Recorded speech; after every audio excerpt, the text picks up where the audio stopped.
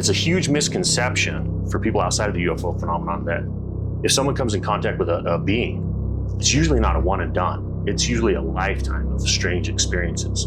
Time and time again, I saw this entity when I was young, and it's typically going to be between the ages of 6 and 8, their first encounter, and then they're going to have other experiences, whether that's paranormal, spiritual, things like that. I had a case of a woman who had an encounter, and it left a mark on her, like an actual physical mark. George Medich was actually able to go in the database and find 3 other cases of that same mark. It is, in a weird sense, almost like they're being branded. I don't know how they're doing it, because it's leaving a mark that's kind of there. Implants are difficult because there's not a lot of doctors that will remove them. So there was a very famous guy named Roger Lear. He was a doctor that would remove them from contactees. However, he's since passed on. It's probably a liability thing if you go into a doctor's office and say, hey, I have an implant because of an experience. They may instantly go to, oh, this person's has a mental issue and I don't want to deal with this. There's a lot of liability, and they're not going to remove it from you. And especially if it's not bothering you or it's not part of a medical thing that could happen. So I used to believe that, yeah, if you were in like a swampy area, if you just lived in a state that had swamps and you saw strange lights, it was probably swamp gas. That's what I used to think, right? So I just Googled thinking, hey, there's got to be a place that you can go to a swampy area and see these lights, almost like Old Faithful. They'll take you on a boat, you can see all this stuff. So I Google where to see Will-o-the-Wisp. There's that part of your brain every time you see a top 10 list that you have to go to number 1. So I scroll down all the way to number 1. And according to this website, the number 1 place to see Will-o-the-Wisp, Skinwalker Ranch, Utah.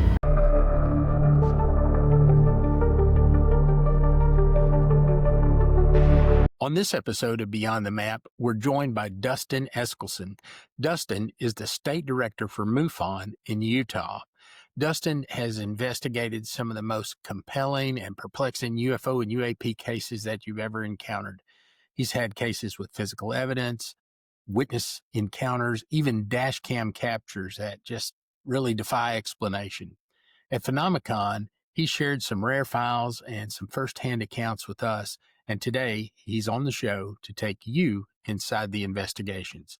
This is a conversation you won't want to miss. Welcome to Beyond the Map podcast. I'm Buddy T. We're here in the heart of the Uinta Basin in Vernal, Utah. And I'm pleased to have as my guest today, Dustin Eskelsen. He's the State Director of the MUFON chapter here in Utah. Welcome to the show, Dustin. Thank you. Good to be here, buddy. We're proud to have you. Dustin, tell me a little bit about your background and what led you to MUFON. Sure. So I grew up in Utah. I've been here my entire life. I grew up in a very small coal mining community in Carbon County. My father was a coal miner, my grandfather, cousins. I still have friends and family who work in the coal mines. I want to go in the coal mines. It just wasn't for me. So I ended up moving up to Salt Lake and getting into IT. That's sort of what I do now. And got some degrees and whatnot. How I got into MUFON was I'm not an experiencer. Like I never had an experience that led me to it, because a lot of field investigators and people that get into MUFON do. Yeah. So how I found it was sort of weird by chance. Around 2017, 2018, I was at work, and it was kind of a slow day, and I was just listening to music on my headphones. And there's this musician named Jason Molina, who I just absolutely love. And I was listening to a song called Farewell Transmission, and he talks about Will-o-the-Wisp. And I didn't know what that was, so I just looked it up. And it's sort of a term they used for, any sort of unidentified lights, whether it's in forests, in medieval times, fairies, they would think they were, or they would equate it to that. And then, of course, the sort of the government's whole thing of it's swamp gas. Yeah. Kind of thing. So here's how far I've sort of went down the rabbit hole. So I used to believe that, yeah, if you were in like a swampy area, if you just lived in a state that had swamps and you saw strange lights, it was probably swamp gas. That's what I used to think, right? Yeah. And I always believed there was other life out in the universe, but I was never like a UFO guy. So I just Googled thinking, hey, there's got to be a place that you can go to a swampy area and see these lights, almost like Old Faithful. They'll take you on a boat and you can see all this stuff. So I Google where to see Will-o-the-Wisp. A website pops up. It said the top 10 places to see Will-o-the-Wisp. So I go, let me check it out. So I click on it. I'm like, okay, time to, book a trip down to these places with the wife and check this out. Number 10 was, it was somewhere that is swampy. Like, let's say there's Florida. It was Florida, I think. But it started getting into a story about a guy seeing a flying saucer and aliens and all that stuff. And I was like, I don't want anything to do with this. This is weird. So I go to number 9. Once again, a swampy area. I think it was Louisiana. I could be wrong. Same thing. Guy sees a flying saucer, lights. It's all about aliens and UFOs. And I'm like, I don't want to. This has nothing. I don't have interest in this, right? There's that part of your brain every time you see a top 10 list that you have to go to number 1. Yeah. So for whatever reason, I go, I'm going to scroll down to number 1. So I scroll down all the way to number 1. And according to this website, the number 1 place to see will-o-the-wisp was Skinwalker Ranch, Utah. I was going to guess that's probably where this was headed. And I just couldn't believe it because I'd been to Vernal before. I'd been to this area just for friends' baseball games and I go, Skinwalker Ranch, what? And it started getting into the stories of the George Knapp book, The Hunt for the Skinwalker, and Colm Keller. Yeah. And I just started reading these stories going, wait, what's going on? And there's so much information about Skinwalker Ranch. I just went down that rabbit hole. So that was the sort of portal, if you will, to getting me into everything like this. And then years later, how I got involved with MUFON was 9 Mile Canyon. I grew up in Carbon County, so it's, right there. And I was thinking, there has to be UFO sightings there with all the petroglyphs and all the depictions of the star people and the portals. So I type UFO sightings and blog comes up, and he's an artist. And he said, in my, I think he had a trailer. He was camping there for a couple nights, had his dogs with him. Said he parked in a specific area. Said it was nighttime, very quiet. It was about bedtime. He said, I'm going to take one more look at the night sky. And he looks off, and right above the horizon, he sees this object that he said, I think it was about 12 feet wide. Perfectly black, had lights. It was just hovering there silently. And I think his actual description was, it was watching me. And it really terrified him. He said it zipped behind the back of the horizon. His dogs didn't notice it was there. They didn't care. He tells me he didn't really sleep that night. The next day, he went to a gas station to gas up and go home. And he told someone there, and they said, hey, you should probably report that to MUFON. So that's when I started looking into MUFON seriously. And I saw that if you became a member, you could have access to their database. And I'm like a huge data nerd. So I go, oh, that's awesome. So I sign up and I start looking through the database. And just through that, on the website, it said, hey, do you want to be a field investigator? And so I went, man, I would love to check that out. So that's when I purchased the Field Investigator's Manual, went through it, took the test, and became like a field investigator for Utah. And it's just sort of been a wonderful ride since then, investigating cases that people submit. And I just love it. It's just such a fascinating topic. Yeah, it's a great story. Now, for our listeners who might not be acclimated with the term MUFON, and I suspect most everyone is, but tell us what MUFON is exactly. Sure. So it stands for the Mutual UFO Network. So they originally started in 1969 when Project Blue Book closed its doors. MUFON opened up. And originally it was just called the Midwest UFO Network, but it started growing so big, they changed the name to the Mutual UFO Network. Still use the same M. Yep. Yeah. They wanted to keep that same acronym. Yeah. Which is a little problematic now because it's now instead of UFOs, it's a UAP. Yeah. So we're kind of stuck with that. But so they started growing, and what they do is they literally just take cases from people. People say, hey, I had a sighting. They report it, and then a field investigator will investigate it. And so we have chapters all over the world now. Most states will have investigators in them, state directors, and then we also have countries that have the national directors. So like Brazil, Canada, Ireland. I met her, Linda. She's great. And all over the world, there's like chapters that keep going because we get sightings from all over the place. Yeah. And yeah, we're still going strong, more than, 50 years later.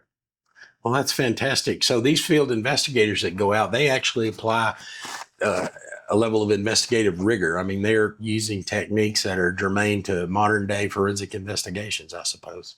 Yeah. So MUFON, it really started out as a nuts and bolts organization, really about the craft itself.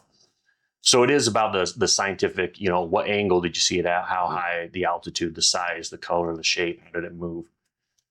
It's since a little morphed, I would say not more into, but sort of investigating wider than that. So we have what's inside the MUFON called the Experiencer Resource Team, which I'm a member of. So any case that comes to us that involves a non-human entity interaction goes to the ERT team. Those cases are a little different because you can't really scientifically do anything with that. So you really have to be a good listener and just listen to the entire story of someone. And it's a huge misconception for people outside of the UFO phenomenon that if someone comes in contact with a being, it's usually not a one and done. It's usually a lifetime of strange experiences. So MUFON doesn't investigate in the paranormal. However, when we do ERT cases, time and time again, I saw this entity when I was young, and it's typically going to be between the ages of 6 and 8, their first encounter, and then they're going to have other experiences, whether that's paranormal, spiritual, things like that. So it's really kind of expanded a lot. The ERT team was actually founded by Kathleen Martin, who is the niece of Betty and Barney Hill. Yeah.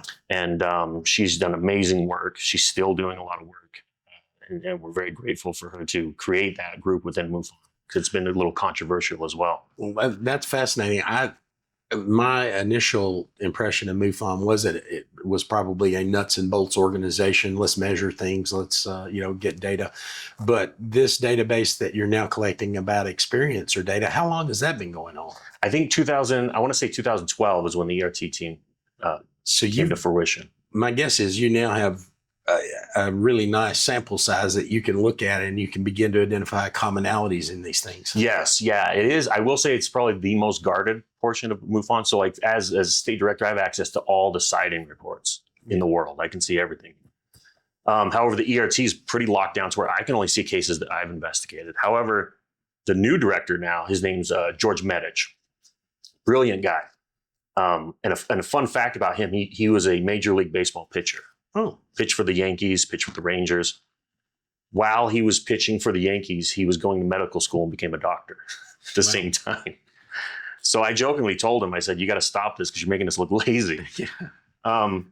So he has access to it. So if we have a case that may correlate, if you ask him, he's amazing at finding those sort of correlations. For instance, we have a MUFON symposium pretty much every July. So last July, they have a ERT case of interest presentation where you have like 4 or 5 people present their cases.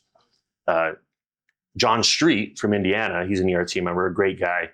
He had a case of a woman who had an encounter and it left a mark on her, like an actual physical mark. George Medich was actually able to go in the database and find 3 other cases of that same mark on people. And so it's fascinating how you're correlating these cases together and saying, well, why do these 4 people have this exact same mark on their skin, yet they're, miles apart, people that have never met each other. Now, are these abductee experiences? Abductees experiences, yeah, absolutely. When I assume there's missing time in a lot of those cases. A lot of them, yeah. When they get back, then they have this physical evidence that's still present of something having happened to them. Yep. Yeah. It's rare, but when we do get those cases of physical evidence, it's quite astonishing. Any opinion or qualified hypothesis as to what might be making those marks in terms of, is it some sort of light interaction or some sort of radioactive interaction, or is it mechanical or heat? That's a great question. I'm not sure. It is in a weird sense, almost like they're being branded, but I don't know how they're doing it because it's leaving a mark that's kind of there for a long time. Because a lot of the other marks that we have is what's known as scoop marks, where they'll literally have little marks, flesh that have been scooped out of themselves. And they sort of leave scars for life, Wow. So they can still show you to this day, hey, I had these scoop marks here. Yeah, I know, of more recent times, you don't hear a lot about alien implants or things like that, abductees getting implants left in them. But have you guys had cases that are associated with implants? We have, yeah. Implants are difficult because there's not a lot of doctors that will remove them. So there was a very famous guy named Roger Lear. He was a doctor that would remove them from contactees. However, he's since passed on. And I think it's probably a liability thing if you go into a doctor's office and say, hey, I have an implant because of an experience. They may instantly go to, oh, this person's has a mental issue and I don't want to deal with this. There's a lot of liability. And they're not going to remove it from you. And especially if it's not bothering you or it's not part of a medical thing that could happen. Because a lot of these implants are very tiny. They're very small. A lot of times they can fill them through the skin. But the a lot of them can be removed with like local anesthetic and just a little, cut mark, pull it out. And for anybody that has a implant, we always let them know that that's yours. If you have anything removed from your body, that's legally yours. You can keep that. You don't have to give it to someone. So we do get that every now and again. I personally have not had a case, a MUFON case where I've had an implant. I've talked with people that have had them in them, though. And some of them want it removed. Sometimes those implants just disappear on their own. And other times they don't want them removed. They kind of want to keep them how it is. Let me follow up on that. They disappear on their own, meaning that they disintegrate, or that they're just lost, or. So a fascinating case out of Wyoming, and this isn't even a MUFON case, but she had an implant inside, right behind her ear, and she used to say she used to play with it all the time, just had her husband fill it. Very remarkable encounter that she had, her and her husband, and. At one point, she said that she was just laying in bed, and she got this very clear telepathic message saying, "You're going to die," which is a little frightening to have that. Very frightening, I should say. So a couple of days later, she said she was at home and her heart was racing. She just didn't feel well, and so she was pacing back and forth in her kitchen. Her husband's like, "Let me just take your blood pressure." Takes her blood pressure. And says, "Hey, we need to go to the hospital. Like, this is sort of off the charts." So they go to the hospital, and she was having a really, I can't remember exactly what it was, but it was a really bad heart thing. And luckily she got there in time, and it would have killed her. So they were going to have to hit her with a defibrillator. She said she was laying on the hospital bed looking up in the sky. And she said she saw almost like the roof part ways, and she could see the sky above her. And she said, "I saw someone that the only way I could describe it is like a Zeus. The guy with the white robe and everything." And she said while they were hitting her with the defibrillator, she saw him reach his fist up and hit her in the chest. And she came back to life. She was in the hospital for a long time, finally recovered. And when she got back home, she just said, "I used to play with this thing behind my neck all the time." She said after, when she got back home, that thing was just gone. It disappeared.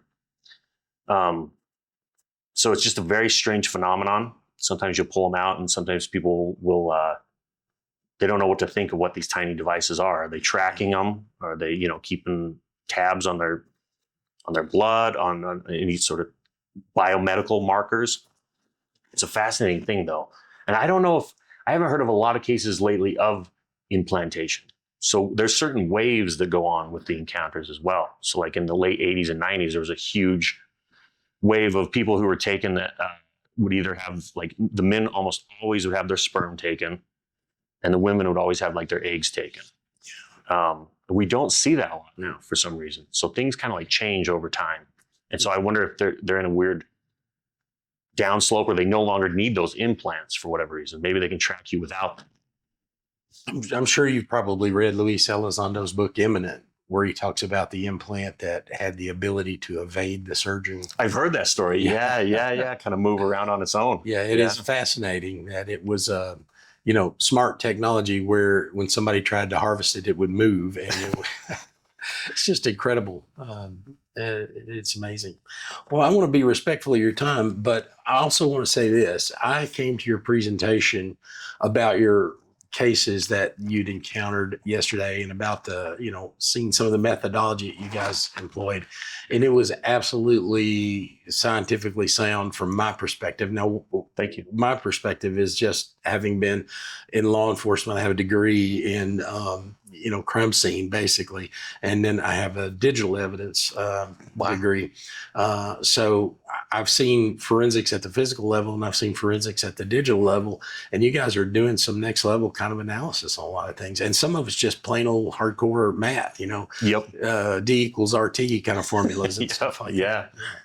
So I would love to get you to relay some of those stories, if you can, just to our listeners, some of those cases that you went through yesterday, just a brief synopsis of those. Sure. So the one that's fascinating is one out of Beaver, Utah, which is in southern Utah.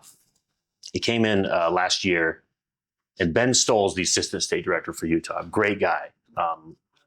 Really just an amazing investigator. So easy to talk to. And people that he does investigations with love talking with him. So a case came in from Beaver, Utah. It was a married couple. The husband was driving, wife was in the passenger seat. They were going northbound, right past Beaver. And while they're driving, the wife sees this black object from out far in the distance just fly by the car. No sound or anything. She whips her head around for 1 second, sees it for another split second, this thing's gone. And it was moving so fast, it just freaked her out.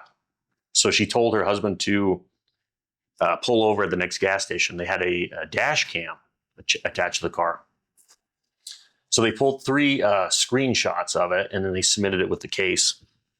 And so when we get a case, when I get it, the state director, I get the synopsis and whatever attachments they had. So it's basically like, hey, we were driving, saw this black thing fly past the car, freaked me out.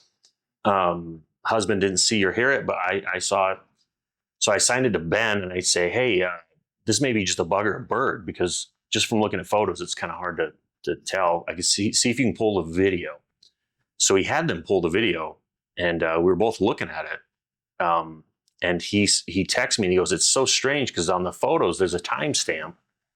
And I'm watching the video during that timestamp, and there's nothing on the video. I'm not seeing anything. Wow. And I was like, what? That can't be true. So I started looking at the video. So we both had to pull it into video editing software and go frame by frame. And finally, we were able to see it. And we literally only have 10 frames of this object. And the dash cam was running at 60 frames per second. So we have 1/6 of a second where this thing, we can actually analyze it. And it starts out what appears to be, and if you take the witness's testimony as truth, which I do in this case, is that it came from very far up ahead, almost like in the clouds. And you just see this tiny dot. And a couple frames later, you see 2 possibly objects, that original dot and then this other thing that eventually flies by the car. So one of the frames is very interesting, is frame 8, because you have this circular thing. It's almost perfectly circular. And then you have this box around it, almost this hazy, energetic looking box. Yeah, I noticed it was sort of cube-like. Kind of cube-like, absolutely, yeah. And it almost looks like there's maybe like black objects in each one of the vertices of that box. Distance. And so I was just racking our brains, and since it's a dash cam, I said, well, maybe those lines on the road are standardized. And so I looked it up, and sure enough, they are. Those Regular white lines on the roads are standardized. Each one's 10 feet long, and then in between each one's 30 feet. So we had about 240 feet. If it's hard to tell distance because we only have one vantage point. It's kind of like when you close your eye, you lose that depth perception. However, looking at the video, it appears at one point this object's in between a diesel that's right in front of them and a behind one that's on the right lane. They're in the left lane. And we just calculated probably 240 feet. The dash cam also tells us how fast they were moving, so we had to just track that. And when we crunched the numbers, we believe it was going over 3,000 miles per hour, possibly. It's incredible. Incredible. And it's one of those videos that Ben and I still talk about it this day every time we see each other. And it's just one of those cases that just kind of blows your mind, and you're sort of grateful for getting those. Yeah, I watched your 10 frames explanation yesterday, and it was hard for me to kind of grasp, what are we talking about? Is this something the size of a wheelbarrow, or is this something the size of a Volkswagen? I mean, it was just hard to tell. Right. It's hard, and I need to get with Ben, because I'm curious if she told him size of it. And it's funny, I gave this presentation not too long ago at the Moon Lake Gathering, and a guy came up to me after, and he goes, there's no way she saw that. And I go, what do you mean? And he goes, it was traveling so fast that there's no way that she could have seen that. And I go, well, she pulled over and grabbed the footage, like she had to have seen it. And he goes, no, you don't understand. Like, is she an experiencer? Has she had other experiences in her life that maybe she has senses that maybe we don't, or the people that are not experiencers have? And that she was able to sort of capture this or see this or sense this. And any one of us, the rest of us that maybe are not experiencers or have those sensitivities to energies or whatever it is, may have just missed it, because her husband didn't even see it at all. He was the one driving. You know, I am on the backside of a 25-year law enforcement career, and at my current age, it's harder to see things. But when I watch a lot of documentation on UAPs, like the Skinwalker Ranch footage, you'll see these things, and they're not visible sometimes to the naked eye, or even if they are, they're not really visible until you have, a really high-speed camera running at hundreds of frames per second, and then you start to examine the frames. So I wonder if these things are not more ubiquitous than we realize, and just the general population is not able to see that. I think you're 100% on the money. I think there's a lot of stuff flying around us that's going so fast or not within our frequencies or this light spectrum that we can see. And yeah, I think there's things going on around us all the time that we don't see or sense. Yeah. You brought up another case yesterday. It was absolutely riveting. It was about the two ladies who decided to take a shortcut. Yeah, the sisters. Yeah. Can you share that with our viewers? Sure. So we had two women who lived in Arizona, and they were actually really good friends. They just refer to each other as sisters. So this case came in August of 2023. It happened in August 2023, but it came into MUFON a month later about. So they went on a week-long road trip up from Arizona to the Pacific Northwest. The driver, when I asked her, well, what were you guys doing up there? She said, well, we were partaking in the ceremonies of our people. So I asked her, what do you mean by that? And she said, oh, well, I'm Navajo and the passenger's Apache. And I go, okay. And she said, yeah, they go up there and there's these ceremonies where they have canoes, and then the people come down on canoes, and then they have like big feasts and they kind of hang out. It sounded pretty fun. So she said, yeah, we wanted to go up there and check it out. So they were done with that week-long tour, and they came back down through Utah, top of Utah, and they made their way down to a southern Utah, a little town called Holden. It's very small towns down there around sunset. And they wanted to get soda and snacks. At which point the passenger believes she found a shortcut. The next town over is Aurora. And so she believes she found some sort of shortcut from the main trail that would get them a little quicker back home. So they set off at sunset, and they're driving, and the driver notices what she described as like a bright orange orb bouncing along the treetops on the passenger side. And at first she said, oh, this is man-made. Like it just has to be. And for whatever reason, her mind went to like, oh, it must be some mining companies, maybe like drone or something that's like scanning the earth. But as it got closer to the car, she realized, no, this isn't man-made at all. And it kept getting closer and closer and closer until it came within feet of the car. Now, the driver says at one point the passenger remarked that the inside of it looked like a cage, which I thought was interesting. I've never heard that description before. Could actually see into the craft. Could see into it, and it almost looked, she said that the passenger said it looked like a cage. The passenger described something so like I couldn't wrap my head around it, so I had her draw it, and I showed that in the presentation. And she described the actual lights that it had, the actual colors of them, and she said that the colors looked like they were oil paint swirling in water. And she said it was as big as a refrigerator, which is huge.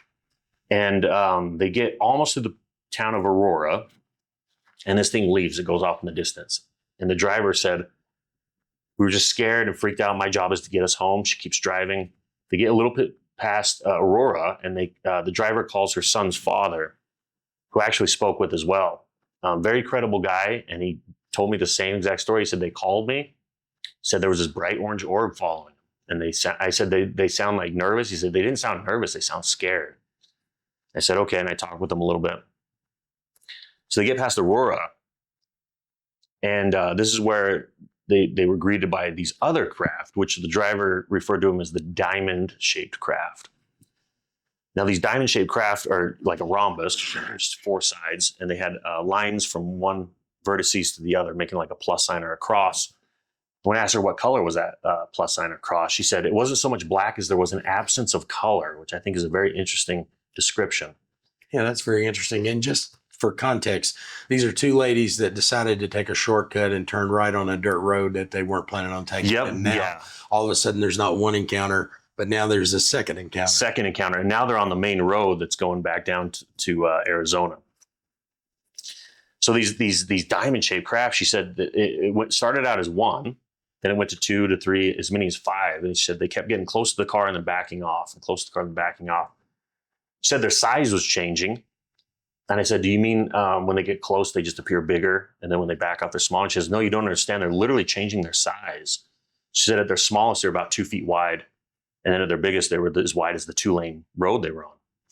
The 4 quadrants that these sort of diamond-shaped craft were broken into, those 4 quadrants were just pure bright light. The passenger once again described this incredible detailed craft. So I asked her, hey, can you draw that for me? So she did. And at one point, she said that these things, both of them said that there was some sort of like claw or some sort of leg that was on them. At one point, it got to the car and it attached itself to the car, and they could hear it like tapping on the glass. Fascinating. They get to what we believe is the town of Lyman. We're not sure. There's a bunch of towns that are along this highway. And they get to about the town of Lyman, we believe, and these diamond-shaped craft leave and they go away. So they keep driving, and the driver says, no, we got to go back to the town. We got to tell the police officers something. This is crazy. What's going on here? So they turn back around. They go to a gas station that's closed. The driver gets out of the car. The passenger's not even, she's like, I don't even want to get out. She told me I was just freaked out. I'm not going to get out of the car. She looks around the town looking for lights or anything. Very small towns in this area, especially Lyman and stuff. So everything just shut down. There's just miles of nothing. So they decide to get back in the car and keep driving. At which point, the passenger sees a jackrabbit off the side of the road. And she says out loud, run, rabbit, or they'll take you too. The interesting thing about seeing rabbits is it's very common in encounters for people to see animals. And it's what's known as a screen image. It's something that was penned by Sigmund Freud. So typically, screen images, typically children will have them. And what it is a physical distortion of a memory.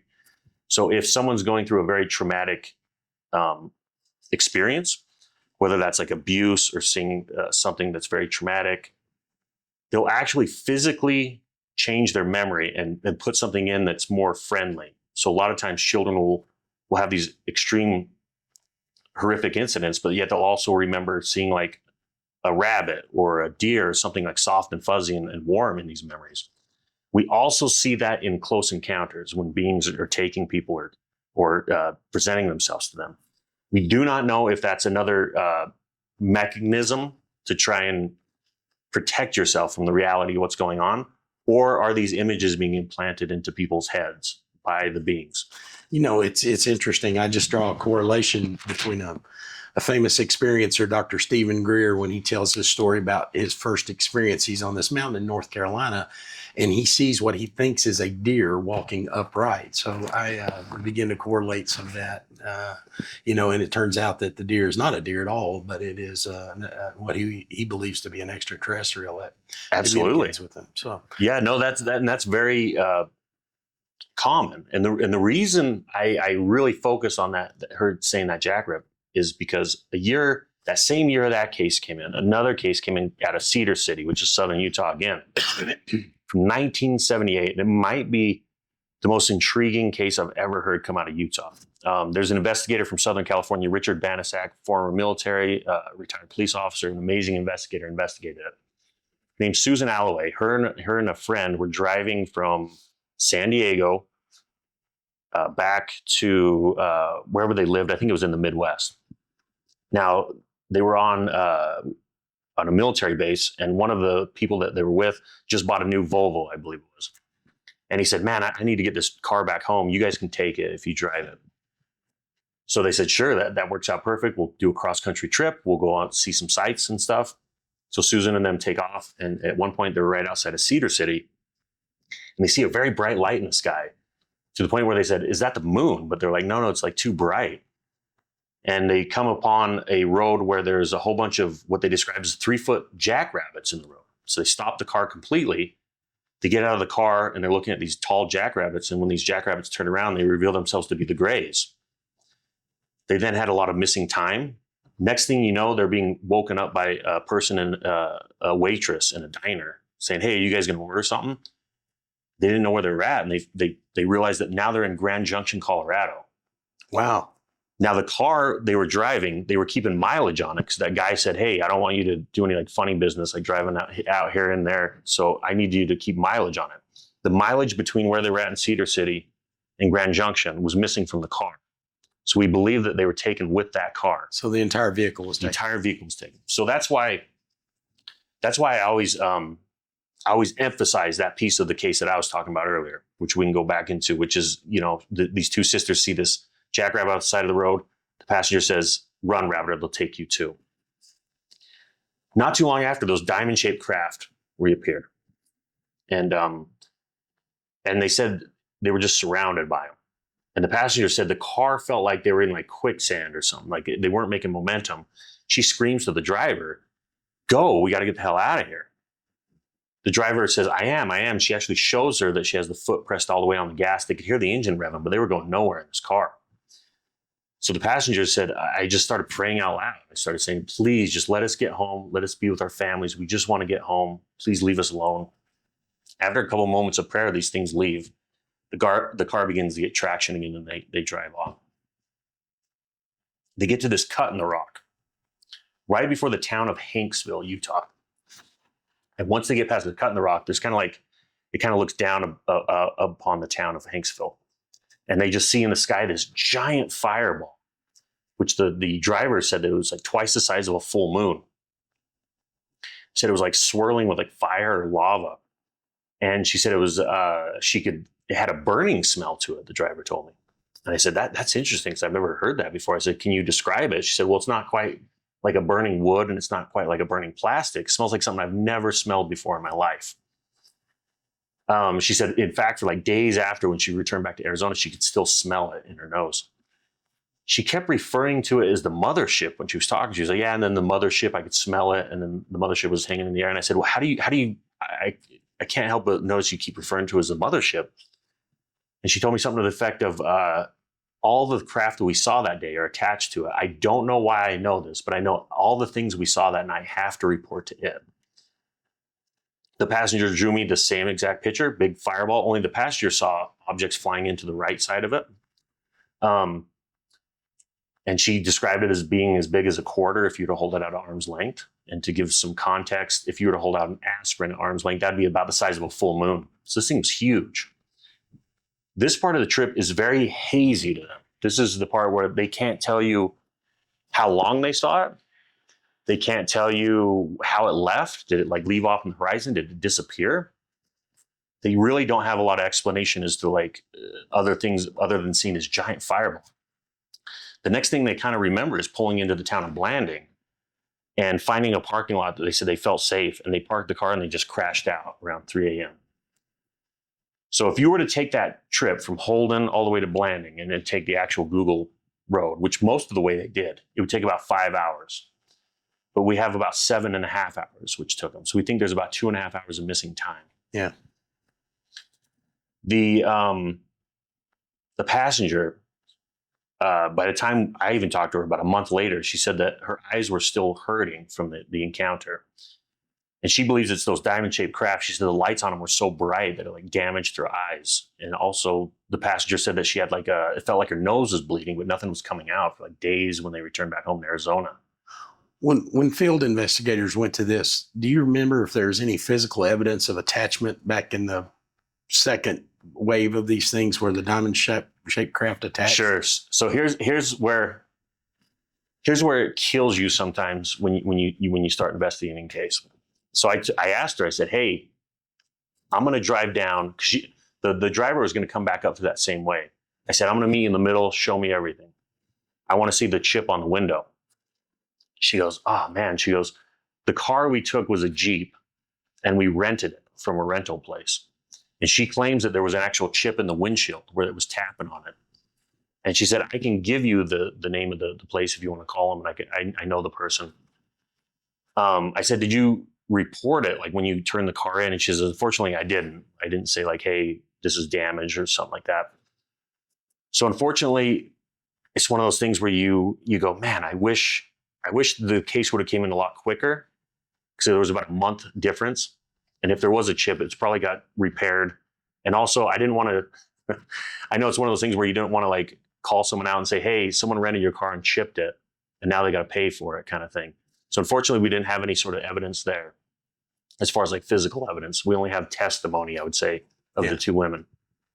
Well, it's still a fascinating case. And testimonial evidence is just, it is what it is. Our objective here on the show is to get these facts and to lay them out, and we may not be able to prove beyond, reasonable doubt or absolute certainty. But, from my perspective, when you've heard enough that that this is likely or probably true, there's some point where that switch turns on, and it's no longer it's just the volume of evidence that we hear these days. I think society's in transition right now from this is not at all possible, couldn't happen, to this is likely that it happened, and we've moved that way.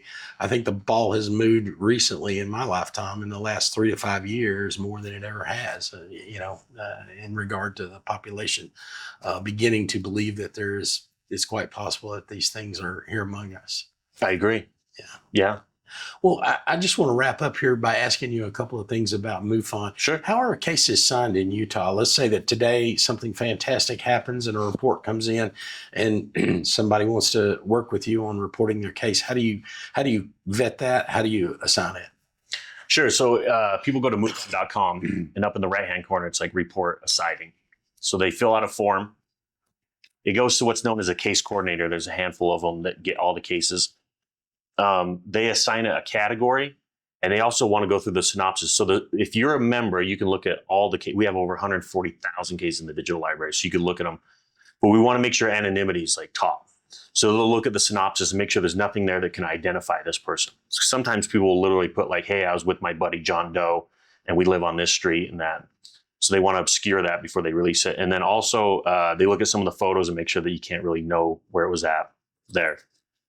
Then the cases come to the state director. So one will come to me. So we have domain over Utah. And then that's where I either assign it to myself or like Ben. Now there is one sort of caveat, which is the ERT team, because not every state has an ERT team member. So I will get cases out of like Idaho. I've worked cases out of Idaho, Nevada, another one out of Arizona. So sighting cases are where it happened. That's who it goes to. So we've gotten reports from people in the Midwest that were traveling through Utah and saw something. ERT cases is where's the person living now. It's kind of who it goes to. Yeah.